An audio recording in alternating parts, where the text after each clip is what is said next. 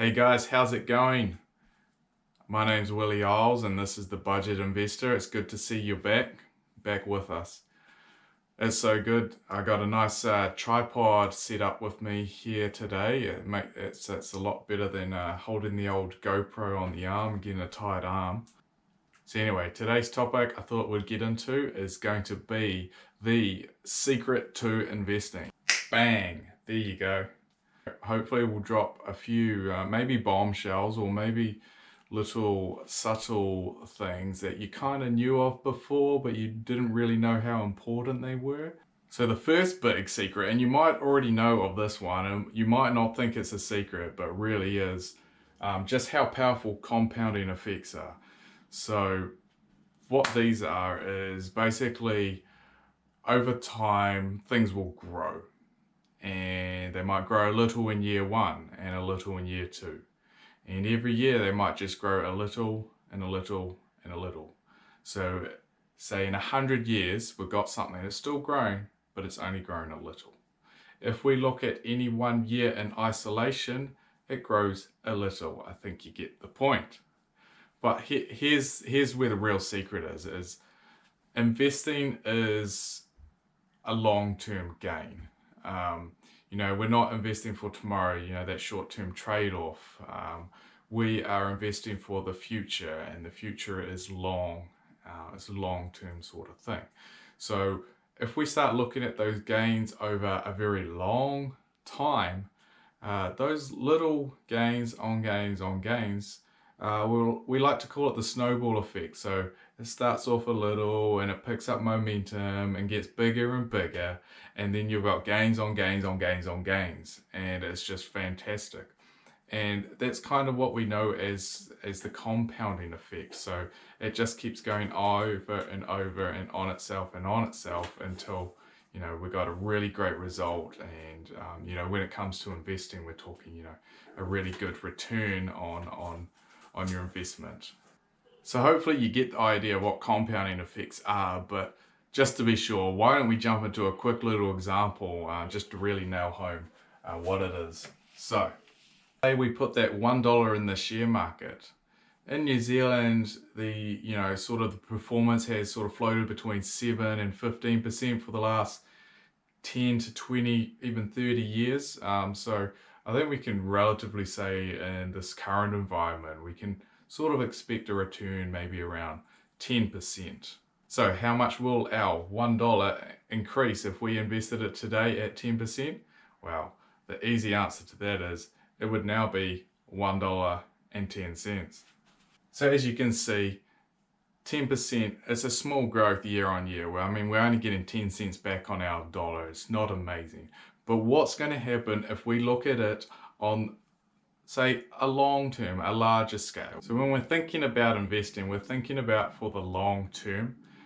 But what does long term mean? So if we kind of want to quickly jump into it and think about it in real quick terms, I've just got a few age brackets here. So I could be a 20, 30 or sort of 40-year-old. And these are all sort of reasonable times for us to start thinking about investing. So I'm somewhere in the middle, but you can have late starters and early starters. So just sort of show this to you. But if we think about investing, we're investing until, well, let's just say we're investing until we die or fairly close to it, well into retirement. So as a 20-year-old, I might be investing for maybe at least 50 years until I retire. That would only bring me to the age of 70. If I'm a 30-year-old and I still want to invest for 50 years, it's still into 80, so maybe I'm halfway through my retirement. And as a 40-year-old, I can invest for 50 years and get me to the age of 90. So 50 years can seem like a very, very long time, but if we look at it, it's a fairly good starting point to look at how long could our investment horizon be. Now these can be much shorter or longer, it can be intergenerational, it could be just for the next decade. But I think for our example, we're going to jump into it and look at what would it be like over sort of a 50-year period. So jumping back into our example now, if we're going to look at this $1 again over 50 years, and we'll just use our 10%, what are we going to sort of expect to get in whatever we're investing. A good 10% return, yes. But say we're looking at it over 50 years, how much will our $1 increase? Now, like any good cooking show, I've already prepared some calculations beforehand. So we know that this is going to come out to roughly $117. Now that's quite a phenomenal jump from $1. We can see that in 1 year, 10 cents, small jump.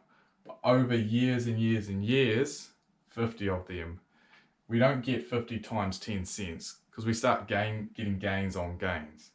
And it kind of just snowballs all the way up to $117. So for example, 50 years times 10 cents is only an extra $5. So it's not heaps. That would increase us from $1 up to $6. But as we can see with the compounding effect, we get all the way right up to $117.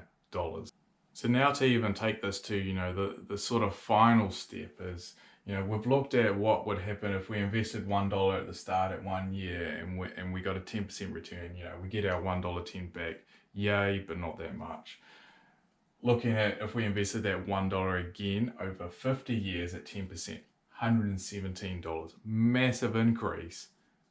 Big yay, but we can take it another level, even more. What would happen if we invested $1 every single year? So not just at the start, but we'll invest every single year $1. So for 50 years, we'll be investing $1 at 10%. What will that return us? Well, I'll let you know that it is a whopping $1,280. That's right, folks, $1,280. So you can really see how we can take our $1 investment. In the short term, we get $1.10 back. It's not really doing that much for us, but with the compounding effect and investing regularly, we'll get a whopping $1,280, which seems phenomenal.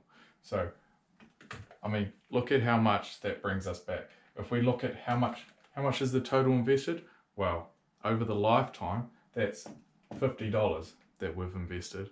And that means that over those 50 years, our $50 has made us 1,230 free bucks. 1,230.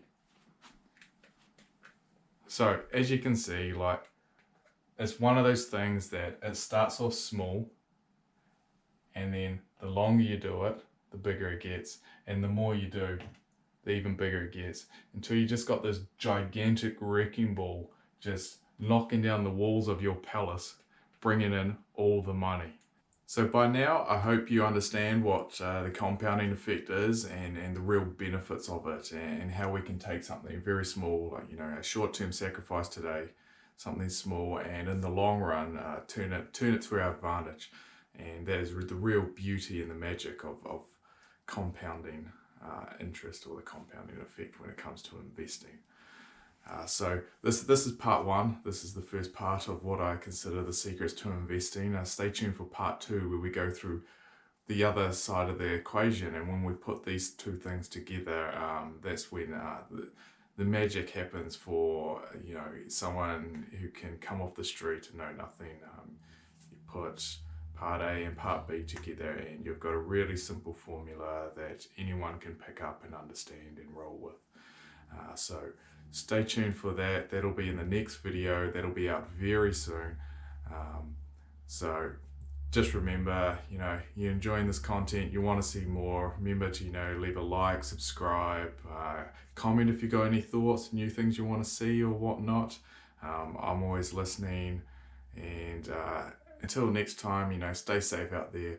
We're about to go into yet another lockdown, so I'm sure my content is right at the forefront of your mind of entertainment, and you can't wait to just get into it while we can't go out there and do anything else. But just take care of yourselves, take care of your health, take care of the people around you, and eventually, we'll take care of the rest. We'll take care of the finances and take care of that side for you. But just for now, Stay happy, stay safe, and we'll see you next time.